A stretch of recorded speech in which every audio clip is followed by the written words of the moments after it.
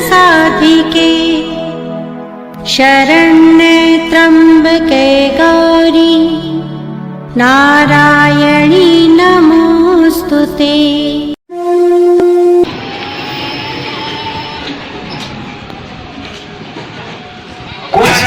पंडाल में प्रस्तुत हो गए हैं। बोलिए एक बार श्री सत्याजी महाराज के लिए जोर से जयकारा लगाइए। बड़ी ही पावन है। आइए अब सीधे कथा की ओर चलते हैं। जैसा कि हम लोगों ने कल दृश्य देखा था, बड़ा प्यारा सा दृश्य था कि विष्णु तो आ गए लेकिन लक्ष्मी नहीं थी। इसी तरह महादेव तो आ गए लेकिन गौरा नहीं थी। इसी तरीके से ब्रह्मा जी तो आ गए लेकिन अभी सावित्री या मां सरस्वती का पता नहीं था।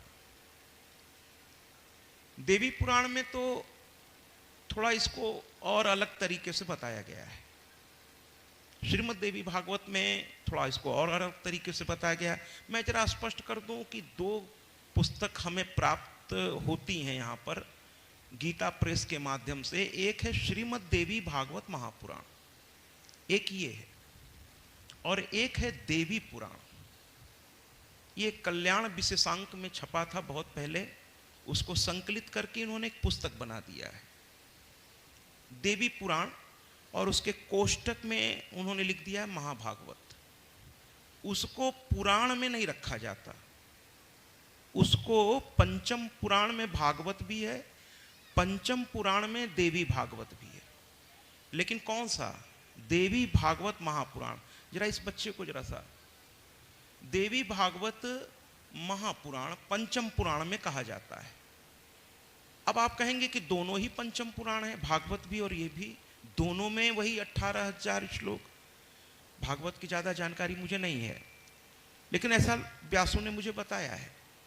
मैं अपने देवी भागवत की बात करूंगा कि इसमें 18,000 श्लोक है, 318 अध्याय है, और शायद भागवत में 308 है, ऐसा कुछ है।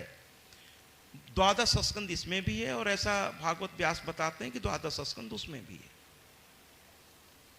उसको मैं प्रमाणित नहीं कर पाऊंगा, लेकिन देवी भागवत के बारे में मैं आपसे कह सकता हूं कि यहाँ 18,000 श्लोक, 318 अध्याय और 12 स्कंद में है। इसकी भी दो पुस्तक गीता प्रेस के द्वारा उपलब्ध कराई गई है। एक संक्षिप्त श्रीमद् देवी भागवत महापुराण है और एक पूर्ण श्रीमद् देवी भागवत महापुराण है। इसके दो खंड हैं, प्रथम खंड और द्वितीय खंड, पूर्वार्ध और उत्तरार्ध। इसको सारस्वत कल्प में लिखा गया है, और इस कल्प के वेदव्यास, जिनकी कल्प में हम लोग सांस ले रहे हैं, वो हैं। और जो देवी पुराण लिखा गया है, इसे मुख्य पुराणों की 18 श्रृंखला में नहीं मानते।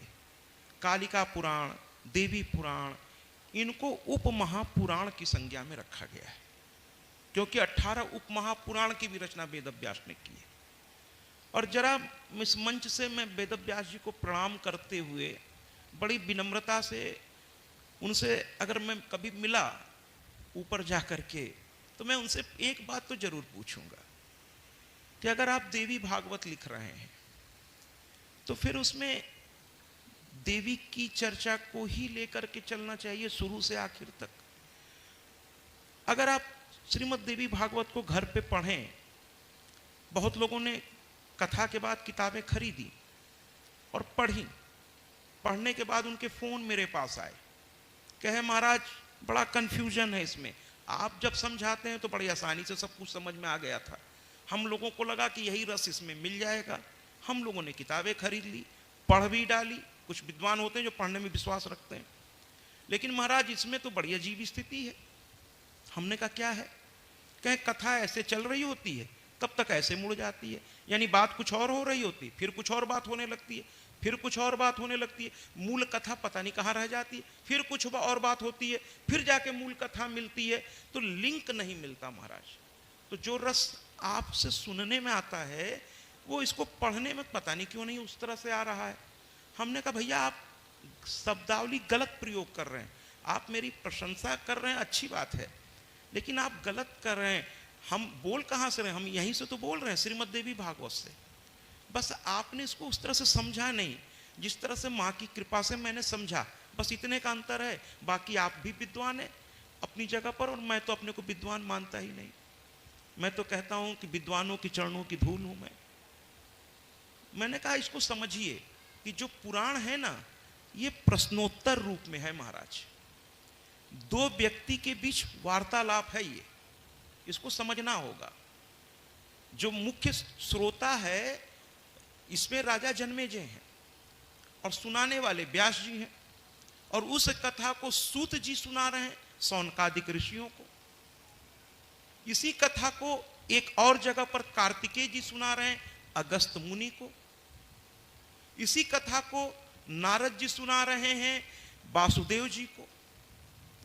तो ये कथा एक साथ, जैसे रामचरितमानस भी 4 जगह एक साथ कथा हो रही है, वहां भी यही हालत है। गौरी महादेव, काकभूषुंडी गरुण जी, याज्ञवल्क्य जी और भरद्वाज मुनि। लेकिन हर कथा में कहीं ज्ञान योग प्रधान है, कहीं कर्म योग प्रधान है, कहीं भक्ति योग। आप कहेंगे महाराज आज तो बड़ी गंभीर गंभीर भाषा आप बोलने लगे, सहज भाषा में बोलिए, उस पर आऊँगा। लेकिन देखिए कुछ विद्वान भी इसको सुन रहे होंगे तो थोड़ा उनको भी खुराक। भाई देखिए हर आदमी इस कथा में से अपने मन की चीज़ ढूंढता है, और हमारा कर्तव्य व्यास रूप में कि सबको उसका भोजन मिले, उसके मानसिक भोजन। जो अभी आचार्य ने कहा कि कथा मानसिक शुद्धि करती है, आत्मशुद्धि करती है, तो सबको खुराक मिले, वरना उसका समय बर्बाद हो रहा है।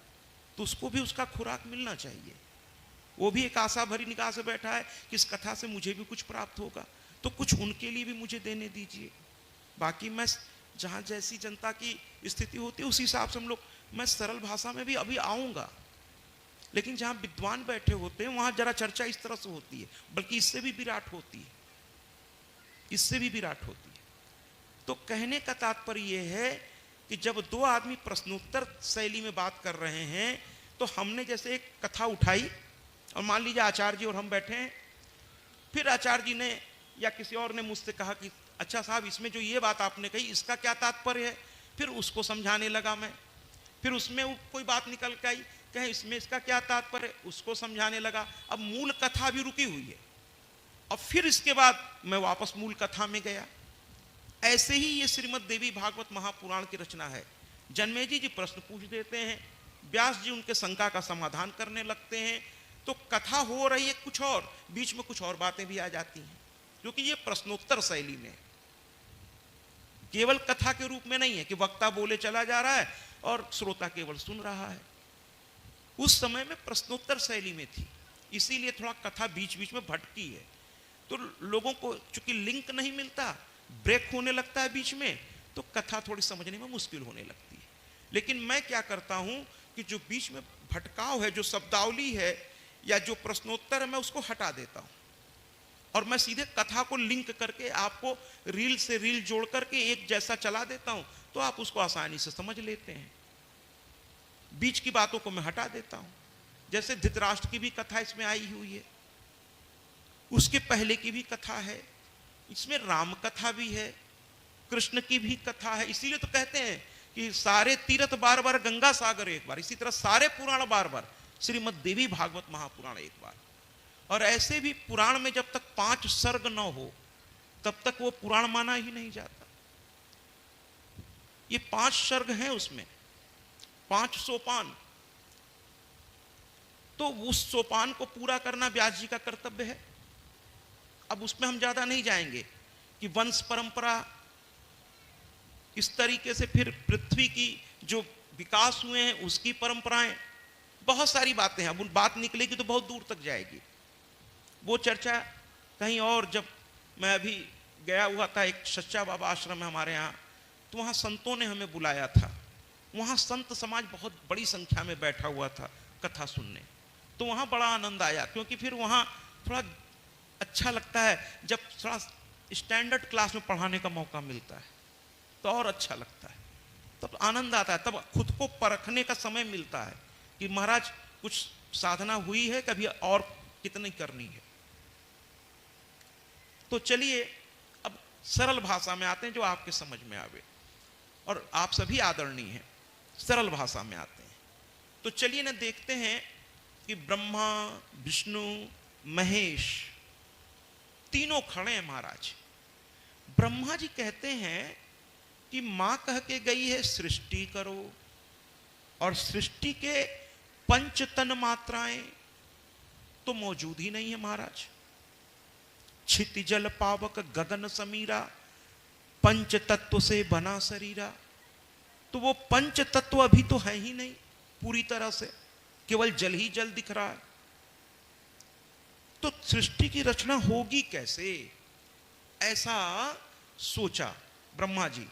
चिंतन करते करते करते करते उनका मन इतना व्यथित हुआ कि उनकी आंखों से आंसू की धारा बह निकली।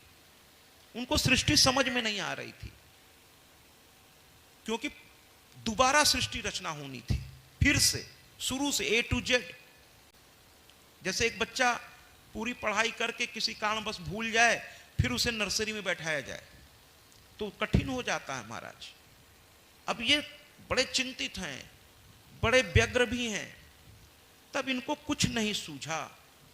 तो इन्होंने सोचा कि क्यों ना मां को याद किया जाए। इन्होंने एक स्तुति के माध्यम से मां को याद किया, जय भगवती देवी नमो वरदे। और आइए ना ब्रह्मा जी के साथ हम लोग भी आज मां की स्तुति से इसको प्रारंभ करते हैं। और मां की स्तुति से प्रारंभ हो तो कितना अच्छा है। ब्रह्मा जी अपनी चिंता को लेकर मां की स्तुति कर रहे हैं, हम लोगों की भी नाना प्रकार की भौतिक चिंताएं हैं, चलिए उसी को लेकर मां को याद कर लें। इससे अच्छा मौका कहाँ मिलेगा। अभी जो सज्जन घोषणा कर रहे थे यही तो कह रहे थे, मां की कथा है, कथा पंडाल में आइए। क्योंकि कथा पंडाल में सुनने का जो लाभ होता है महाराज, वो अपने घर से बैठ के सुनने में नहीं होता, नहीं होता। आजकल ऑनलाइन पूजा पाठ बहुत चल गया महाराज, है ना। लोग क्या करते हैं, दक्षिणा ऑनलाइन भेज देते हैं।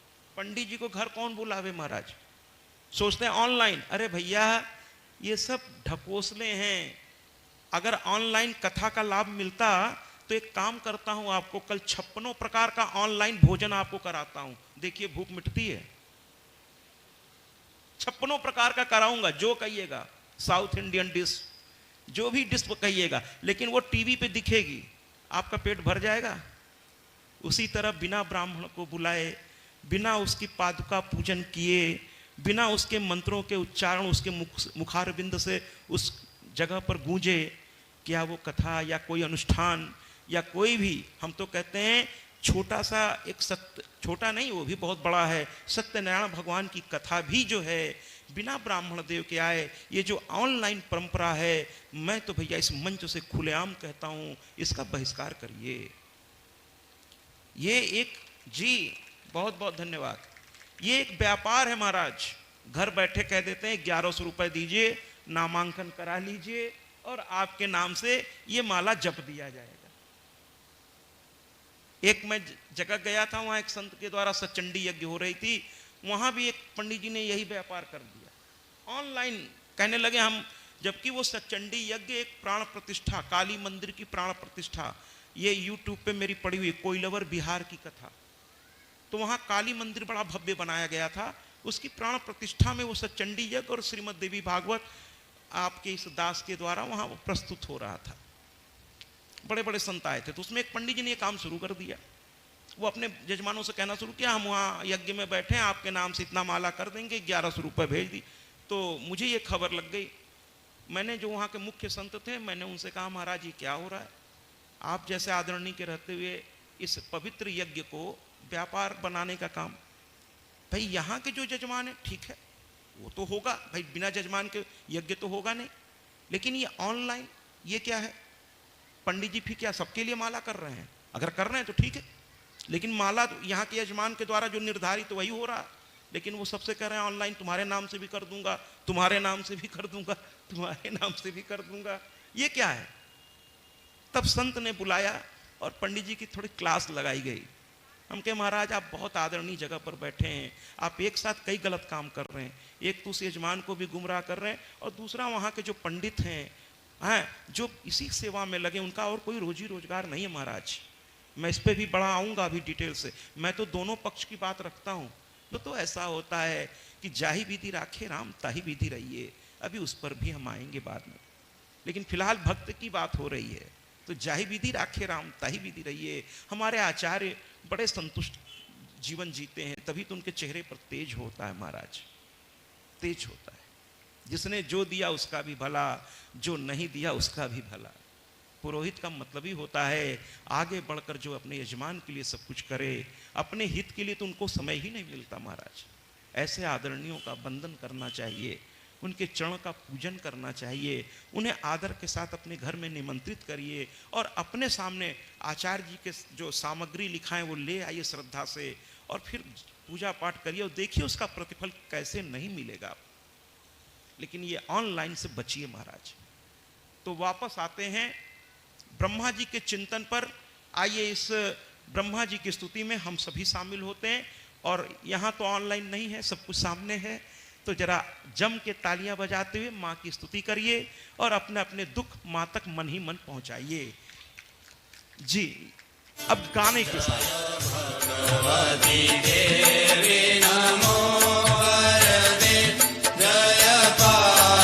स्तुति की तो माँ फिर प्रकट हुई, और जब माँ प्रकट हुई तो देवता, तीनों देव, तीनों प्रधान देव, ऐसे सभी अपने अपने स्थान पे प्रधान ही हैं। किसी का स्थान किसी से छोटा या बड़ा नहीं है महाराज, सबके अपने अपने क्षेत्र हैं। चाहे वो वरुण देव हों, अग्निदेव हों, यम देव हों, सबके अपने अपने क्षेत्र हैं और अपने स्थान पर सभी बड़े हैं, सभी आदरणीय हैं, सभी पूजनीय हैं, सभी प्रातः वंदनीय हैं महाराज। लेकिन यहाँ पर तीन देव ब्रह्मा विष्णु महेश ने माँ को प्रणाम किया। माँ ने कहा, पुत्रों क्या समस्या है, तुम लोग किस समस्या से पुनः ग्रसित होकर मुझे स्मरण किया तुमने? क्योंकि मैं देव माता भी हूं, और देवता, देखिए देव माता इनके सिवा किसी और को नहीं कहा गया है महाराज। इसीलिए मैं गर्व से कहता हूं मैं श्रीमद् देवी भागवत सुनाता हूं, क्योंकि एकमात्र ये ऐसी देव हैं जो पंच देव की भी अधिष्ठात्री है, और ब्रह्मा विष्णु महेश की तो जननी है ही है। ये पूरे ब्रह्मांड की अखंड मूल प्रकृति रूप में योनि स्वरूपा ये माँ है, जिनसे हम सब ने जन्म लिया है। अभी आचार्य कह रहे थे हम लोग ऋषियों के संतान हैं, और ऋषि जो है देवों के संतान हैं। देव जो हैं, ये मेरे तरफ से मैं आपके चरणों में रखना चाहूंगा विनम्र, कि देव जो हैं वो माँ की संतान हैं, और हम सब स्वयं माँ के उपासक हैं। इसलिए क्यों हम एक एक सीढ़ी न चढ़ करके, क्यों ना हम उस मूल जड़ को पकड़ें, हम टहनियों को, पत्तों को क्यों गिने, जबकि सबका आदर है, सब पूजनीय है, सबकी पूजा करेंगे, लेकिन मूल जड़ से क्यों ना शुरू करें? क्योंकि मूल जड़ से अगर शुरू करेंगे तो तना उसकी टहनियाँ, शाखाएं, पत्ते अपने आप झोली में आ जाएंगे। आज उसी मूल जड़ का दर्शन करेंगे हम लोग। कैसे करेंगे?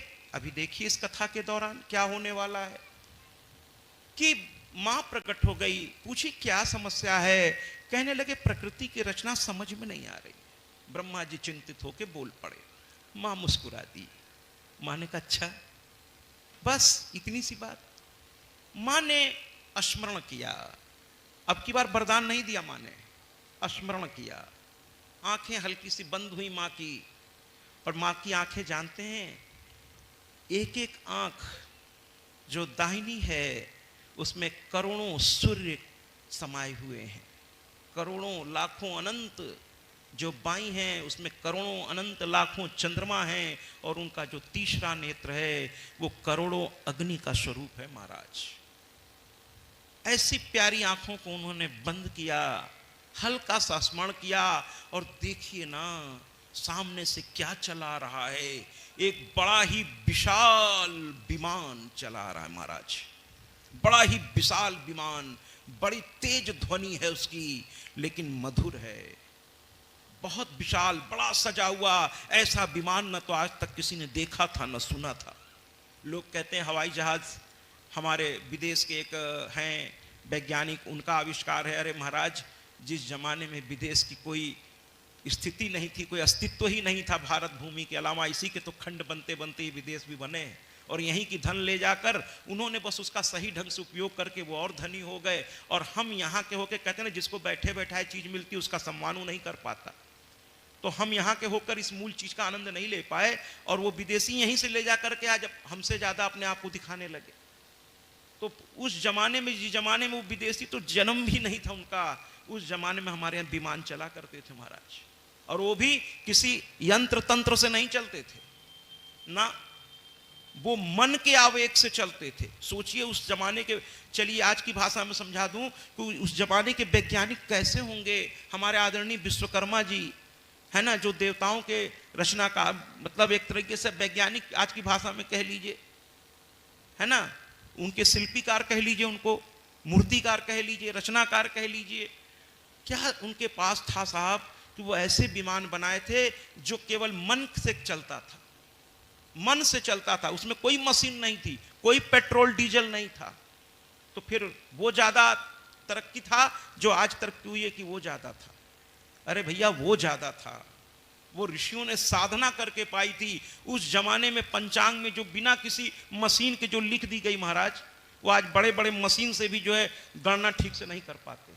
और पंडित जी से आप चरण छू के पंचांग से पूछवा लीजिए जो पूछना हो, और गणना लिख के जो आपको बता देंगे वो बड़े बड़े वैज्ञानिक भी नहीं काट पाएंगे। वही होगा जो ये कह देंगे, क्योंकि वो पंचांग पर आधारित है।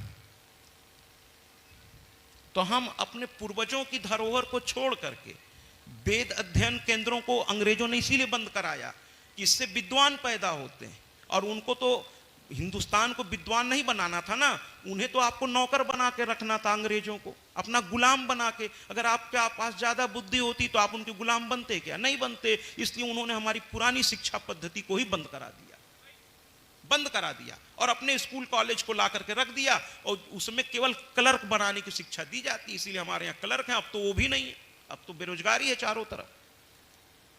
तो हमारे जो पुरानी शिक्षा प्रणाली थी वो विद्वान बनाती थी महाराज, वो विद्वान बनाती थी। तो विमान आकर के सामने आया, और उस विमान को देखकर ब्रह्मा विष्णु महेश भी आश्चर्य में पड़ गए।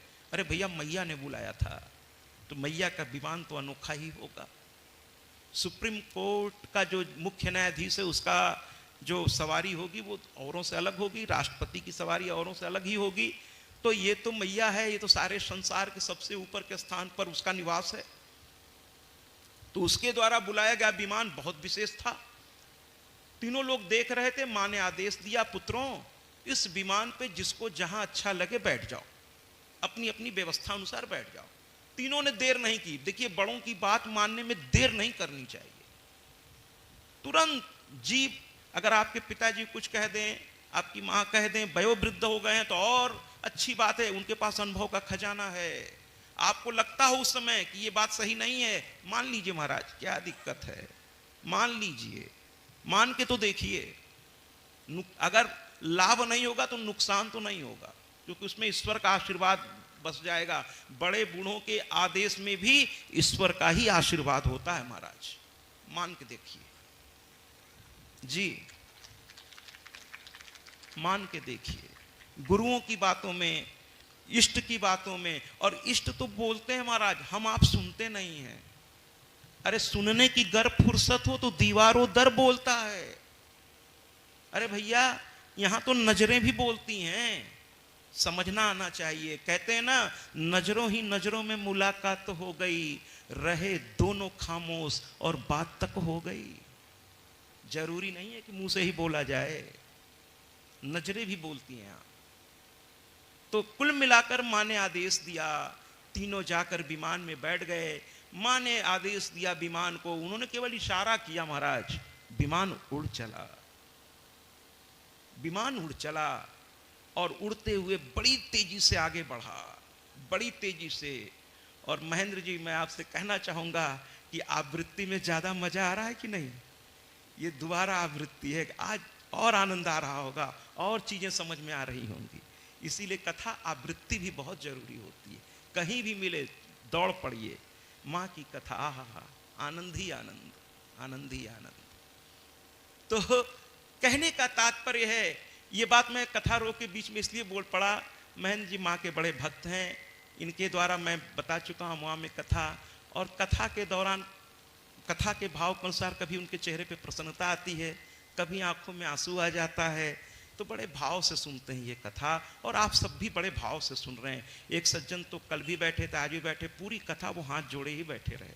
तो ऐसे भावों को मैं प्रणाम करता हूँ, प्रणाम करता हूँ। तो कहने का तात्पर्य है महाराज कि विमान उड़ चला, और अब ब्रह्मा जी देख रहे हैं कि ये माँ की कैसी लीला है। अचानक क्या देखते हैं कि एक राजा बड़ा ही सुंदर, बड़ा ही गठीला बदन और घोड़े पे चढ़ा चला आ रहा है। उसके पीछे सेनापति, उसके सैनिक, उसके मंत्री, राजमहल दिख रहा है, तालाब दिख रहा है, बावड़ियां दिख रही हैं, नदियां दिख रही हैं, पशु पक्षी दिख रहे हैं, पेड़ पौधे दिख रहे हैं, वनस्पति दिख रहे हैं, पहाड़ दिख रहे हैं। महाराज क्या क्या नहीं दिख रहा है, अट्टालिकाएं दिख रही हैं। तो ब्रह्मा जी मुस्कुरा पड़े, कहे बस बस बस बस याद आ गया, कुछ ऐसी ही रचना पिछली बार मैंने की थी, याद आ गया। लेकिन माँ कहाँ रुकने वाली थी, कहीं आज तुमको सब याद दिला के छोड़ेंगे। तुम लोग बहुत जल्दी जल्दी घबरा जाते हो, हर बात में मुझे बुलाते हो। चलो आज तुमको थोड़ा सैर करा लाते हैं। कभी कोई गार्जियन भी सोच लेता है कि जरा बच्चों को आज सिखा के छोड़ना है, और जब माँ बाप ठान लेते हो तो फिर सिखा के ही छोड़ते है ना, सिखा के ही छोड़ते हैं मैया। तो माँ ने कहा कि चलो आज और चलो आगे, आगे और चले। महाराज ब्रह्मलोक सामने आ गया। क्या देखा ब्रह्मा जी ने कि वहां एक ब्रह्मा जी बैठे हैं, चारों वेद खड़े होकर उनकी स्तुति कर रहे हैं, देवता उनकी स्तुति कर रहे हैं, यक्ष गंधर्व किन्नर उनकी स्तुति कर रहे हैं, सब लोग खड़े हैं। और ब्रह्मा जी पद्मासन पर बैठ करके, पद्म के आसन पर बैठकर, पद्मासन कह लीजिए, और उस पर माला फेरते हुए, कमंडल बगल में रखा हुआ है, दैदीप्यमान शरीर है। अब विष्णु जी को थोड़ा हास्य विनोद सूझ गया, अगर सरल भाषा में कहें तो मजाक। और उन्होंने सोचा क्यों ना थोड़ा चुटकी ली जाए। आपस में जब हम उम्र बैठते हैं तो थोड़ा एक दूसरे को छेड़ते हैं, चाहे कितने भी बड़े पद पर हों, लेकिन जब कई मित्र एक साथ होते हैं तो थोड़ा अपने तरीके से हंसी मजाक करते हैं। बस उनके मजाक का स्तर अपने अपने स्तर के अनुसार होता है, अपने अपने स्तर के अनुसार होता है। तो कहने का तात्पर्य ये है भैया, बारी है, लेकिन ये मैया है, अब आपकी भी बारी आएगी तब मैं पूछूंगा। ब्रह्मा जी मौन रह गए। कुछ बातों पे कभी कोई मौन भी आदमी रहना चाहिए। मौन रह गए। थोड़ी देर बाद फिर विमान चल पड़ा और तेजी से आगे बढ़ा। क्या देखा उन्होंने वहां पर? उन्होंने देखा, जरा सही है, मोर पर सवार होकर गजानन अपने मूषिका पर सवार होकर, और सारे शिवगण आनंद के साथ ढोल डमरू बजाते हुए, बाबा का जयकारा करते हुए, देवों के देव महादेव को प्रणाम करते हुए ये सवारी चली आ रही है महाराज कैलाश पर्वत की ओर। अब इन्होंने देखा कैलाश, महादेव, गौरा, कार्तिकेय, गजानन, सबको देखकर अब ब्रह्मा जी तो चुप रहे, लेकिन विष्णु जी को तो हास्य विनोद सूझा हुआ था। उन्होंने शिव की ओर भी यही बात कह दी कि महाराज अगर शिव वहां हैं तो आप कौन? उनके साथ तो गौरा भी हैं, आपके साथ तो गौरा भी नहीं है, और बिना गौरा के महादेव कैसा? भाई बिना शक्ति के तो शिव भी 100 है, बिना शक्ति के तो शिव भी 100 है, हम आप क्या चीज हैं? तो कहते हैं कि फिर आप कौन महाराज? शिव जी मुस्कुरा पड़े, कहने लगे मां की लीला है, देखते चलो, बड़ा आनंद आएगा। अभी इसके बाद और भी बड़ी प्यारी प्यारी कथाएं हैं। फिर आगे बढ़े वो लोग। थोड़ी दूर बाद बैकुंठ लोक आया महाराज। बैकुंठ लोक में भी उन्होंने नजारा देखा। क्या देख रहे हैं? शेषनाग पर भगवान विष्णु, इसके साथ मां लक्ष्मी, सामने चरणों के पास गरुण जी, अनंत शेषनाग महाराज रक्षा करते हुए ऊपर से आसन पे, और शेष सैया पर शिवाय भगवान विष्णु के किसी अन्य को बैठने का अधिकार नहीं है महाराज। नारद जी ने ये गलती की जब उन्होंने कहा मैंने माया मोह पर विजय प्राप्त कर ली है, जबकि शिव ने मना किया था कि अपने इष्ट के सामने जाके ऐसा मत कहना, और ब्रह्मा ने मना किया था अपने गुरु यानी शंकर के पास जाके मत कहना, और लोगों ने कहा था अपने ब्रह्मा जी के पास, अपने पिता के पास जाके, क्योंकि बड़ई जो है जो अपने बड़ों के सामने जाके नहीं बोली जाती महाराज। लेकिन वो मानने वाले कहां थे कि शिव के बाद किसी ने काम पर विजय प्राप्त की तो वो मैं हूं, और ये खुशखबरी मैं दूंगा नहीं, जरूर दूंगा, पहले अपने पिता को, फिर गुरु को, फिर इष्ट को। और विष्णु भगवान तो थोड़ा छलिया है महाराज, उन्होंने कहा अरे अब आप तो हमारे बराबर बैठने के योग्य हो गए, और जब बड़ा आपको अपने बराबर बैठने को कहे तो उसके चरण छू के कहिए महाराज उस स्थान को तो मैं पूरे जीवन में नहीं पा सकूंगा, थोड़ा उससे बैठने के भी स्थान निर्धारित है महाराज। तो कहने का तात्पर्य यह है कि हर चीज की एक मर्यादा है। जैसे इस व्यासपीठ की, मेरी नहीं, इस व्यासपीठ का महत्व है, इसलिए हमारे आदरणीय आचार्य भी थोड़ा सा नीचे आसन लगा रखें, इस व्यासपीठ के आदर में लगा रखें, किसी व्यक्ति विशेष के आदर में नहीं है। ये व्यासपीठ का, इस पीठ का एक आदर होता है। तो कहने का तात्पर्य मर्यादित रहना पड़ता है। नारद जी को मना किया गया, लेकिन विष्णु भगवान तो थोड़ा सा अब कहे कि इनको अहंकार आ ही गया है तो थोड़ा और, क्योंकि भगवान इसलिए थोड़ा सा अहंकार अपने भक्त में बढ़ाता है कि अब ये अहंकारी हो गया है महाराज, तो इसको इतना ले जाना होगा जहां से इसको तोड़ा जा सके। और भगवान तुरंत अपने जो भक्त होते हैं, छोटी छोटी गलती पर उनको तकलीफ होने लगती है, छोटी छोटी गलती पर। और छोटी गलती पर तकलीफ होने का मतलब है कि आप ये समझ लीजिए कि आप भगवान के भक्त हैं, क्योंकि वो तकलीफ तुरंत इसलिए आ रही है कि आप उस गलती पे वहीं पे रुक जाएं और कोई बड़ी गलती आपसे ना हो जाए, क्योंकि बड़ी गलती होगी तो उसका बड़ी भरपाई भी आपको करना पड़ेगा। तो कहने का तात्पर्य है कि बड़ी गलती से बचाने के लिए ही छोटी छोटी गलतियों पर, छोटी छोटी तकलीफ से आप, जिसे आप रुक सकें। तो यहां